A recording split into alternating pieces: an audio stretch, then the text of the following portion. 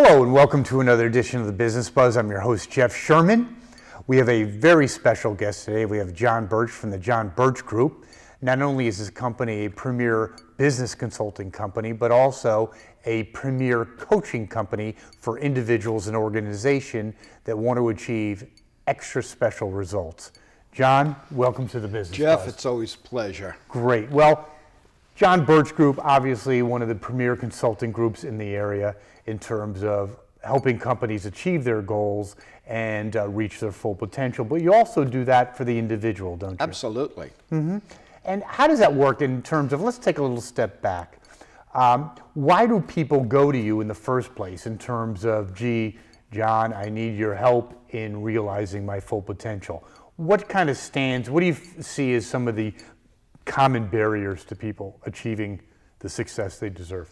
What I find, Jeff, is people typically get in their own way. A lot of folks don't have a full understanding of themselves, of how they behave, what motivates them, what turns them on, what gets them excited, what their strengths are, what their weaknesses are. And these are the things, the same thing happens for an organization. A lot of people are in the wrong jobs. There are too many people in this country that are in the wrong jobs for them. That's interesting to say that, because I believe I read something a while back that it's astounding the percentage of people, as you say, that are in the wrong job. That's got to kill people. It's literally huge. It's huge. Right now, with the economy starting to turn, 4 out of 5 people are starting to look for other jobs in this country. Interesting. Because they're unhappy with what they're doing. That to me is very interesting. I'm sure you have better insight than I do on this issue, but I would think that people really hunkered down in the mega recession. Now that things are getting better, these people are starting to raise their heads a little bit out of the bunker and think, gee, this job doesn't fit. I'm looking for something else. That's actually happening now? Absolutely. It's been happening for quite a while, but as you said, because of the recession, people were afraid to move, so they pretty much stayed where they were. Mm-hmm. But they're seeing the economy turn. My associate Paul works with placing people. You've met Paul. Mm-hmm. I believe he's been on your show. And companies are right.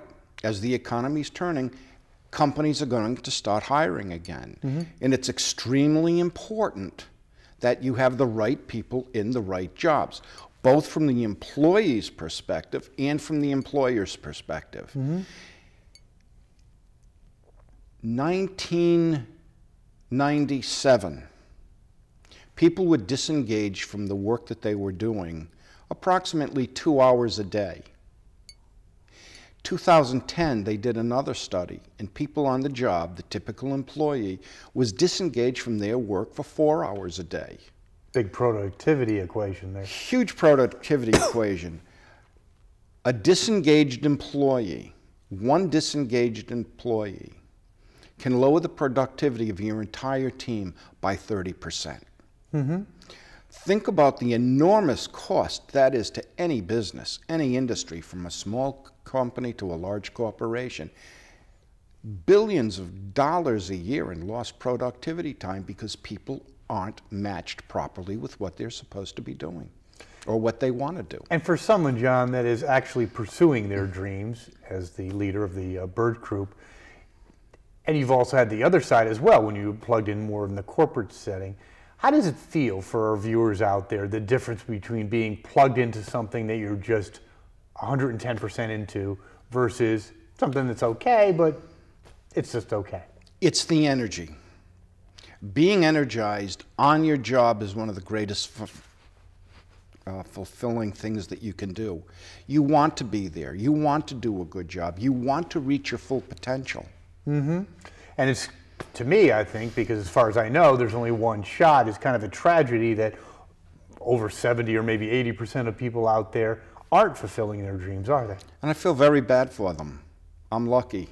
I am doing something that I have a true passion for. Mm-hmm. It took me a long time, a lot of soul searching. I'm a firm believer in assessments, and I found something that I was perfectly cut out for. Mm-hmm.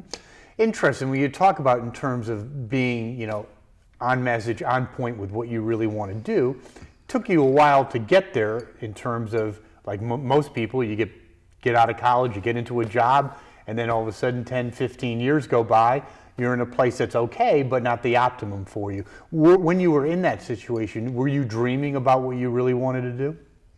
I wasn't sure what I wanted to do. I did very well in corporate America. There were parts about it that I loved, but I always felt that I was a fish out of water.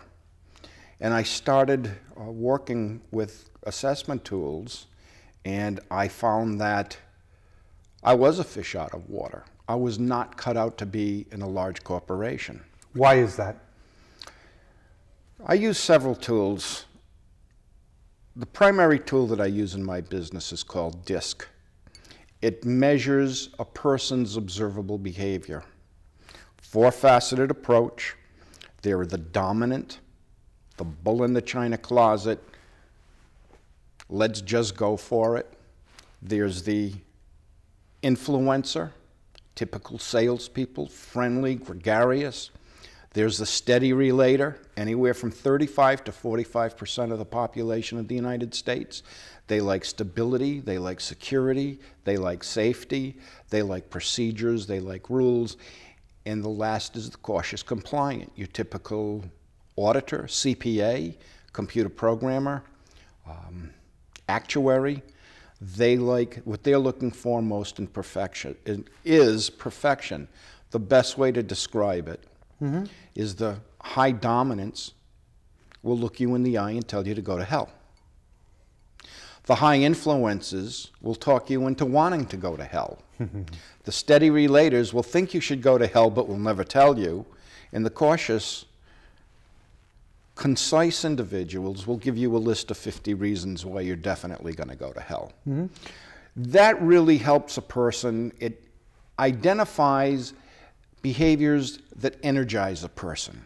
It also gives an individual a full view of themselves, how they behave, how they're perceived by others, the ideal working environment for them, how to communicate with them, how not to communicate with them, the value to the organization. The list goes on and on. I use it in every facet of the business, whether it's team building or coaching or conflict resolution.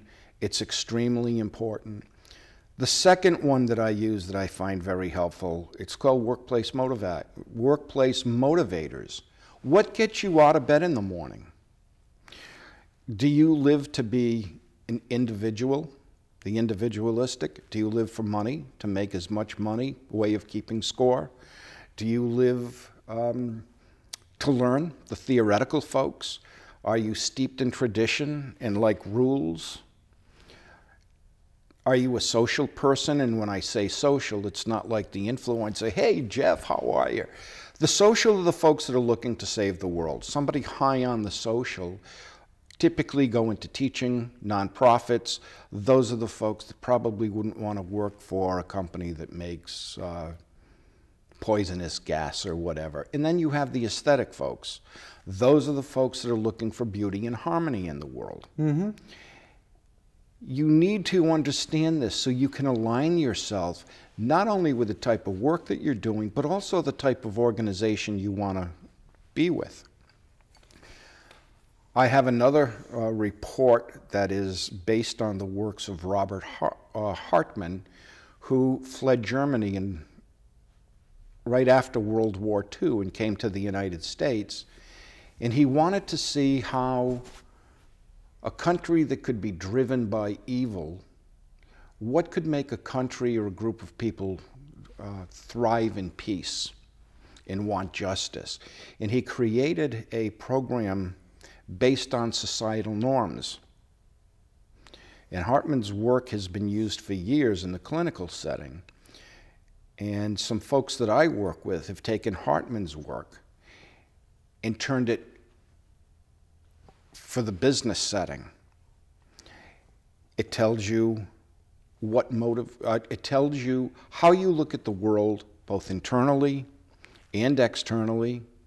It's one that you can spot a sociopath or a narcissist within a second of looking at the report. I'd like to do yours someday, and we can find out more about Jeff Sherman. It also tells where you're strong, what your strengths are, what your weaknesses are. Not on a technical level, but on the professional level. Are you good at dealing with people? Can you handle stress? Do you enjoy leading people? How close do you keep in keeping time with things that have to be done? How much attention do you pay to detail? How good are you at planning and organizing? Very important report. As a matter of fact, we use all three of those reports when we're helping someone find a job. We also use those reports when we're working with a company that has the wherewithal to make sure that the people that they're hiring now are best suited for the job. We're doing a lot right now with emotional intelligence and 360-degree feedback reports that tell how a person is perceived in the organization. To me, if you're coaching somebody and you don't know these things about somebody before you begin to coach them, to me, it's tantamount to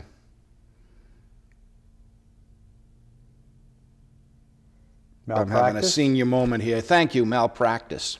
But it's interesting and sad that many coaches don't do that due diligence that you do. They don't. What a lot of people don't understand are people are multidimensional. We're not a two-dimensional organism. We have many facets about us. Everybody brings talents and gifts to an organization. But putting those people where they can make best use of their talents and gifts is not only going to help the company be productive, but it's going to make the employee happy. Which is going to add to productivity. It's going to add to productivity. It's going to add to a positive family life, a positive personal life. You're taking, for a better term, a holistic approach to creating a better person or somebody that's more comfortable with themselves, more comfortable with what they're doing. Let's face it, people work, not many people work 40 hours a week anymore. Not too many people I know. And you're there many hours. You might as well be there doing something that you love to do and something that energizes you, rather than to spend the day doing tasks and doing a job that totally de-energizes you. I think that's very powerful in terms of de-energizing, because I think a bad fit will de-energize you. But let's talk about the individual that's maybe mid-career and they've been doing a job for 20 years. The common vernacular would be that, I'm too old for that, or I've already been doing this for 20 years, just plow through the course. How do you respond to that? In my company, we help people re-career themselves and find themselves when they're in their late 50s, some even in their early 60s. I don't see a lot of people retiring at 65 anymore. No, I think that's a lot of it for financial reasons. Well, if you've got the rest of your career ahead of you, you have money in the bank, why not spend the rest of your career doing something that you love, something that you thrive on? So from your perspective and the John Birch perspective, that you would believe that it's never too late? Never too late. Then why does somebody, so often in the press you see that, if you're over 50, forget about looking for a job. What do you say about that? Baloney. Why do you say baloney, sir? Because people are looking for top talented individuals. Most companies don't plan on hiring employees and having them work for 30 or 40 years. And people my age have a lot to offer to an organization. We've got the experience. We've got the wisdom. We've got the ability to train the young people coming aboard. So it's maybe from your perspective, sometimes things get into the common or the popular press that may be misnomer. Absolutely. And people I just think hang one of out the and they think problems it's with the this gospel. country is people watch too much 24-hour news coverage. And it makes for a good soundbite, doesn't it? It makes a great soundbite. It's going to get people's attention, right? Absolutely. You're not going to say, gee, if you're 50, things are just going to be great. You're going to say, you're 50, it's over. We talked before about the workplace motivators or what you value in life. A lot of people get in their late 50s. Money is not the object anymore. It becomes other things. It can be